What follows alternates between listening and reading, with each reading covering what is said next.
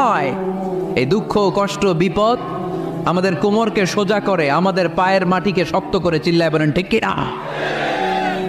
প্রতিকূল পরিবেশে কিভাবে বাঁচতে হয় এই দুঃখ কষ্ট আমাদেরকে শিখায়। এজন্য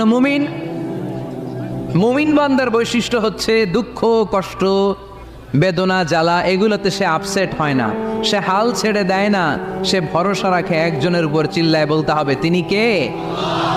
কারণ মুমিন জানে রাত্রি যত গভীর হয় অন্ধকার তমানিসা ভেদ করে সুবহে সাদিক হয়।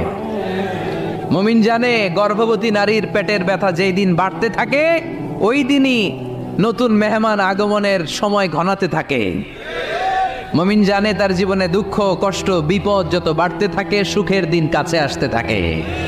এজন্য মুমিনের হারাবার কিছু নেই। ফাইন্না মাআল উসরি ইউসরা, ইন্না মাআল উসরি ইউসরা। নবী হে, কষ্টের পরেই আছে আনন্দ, দুঃখের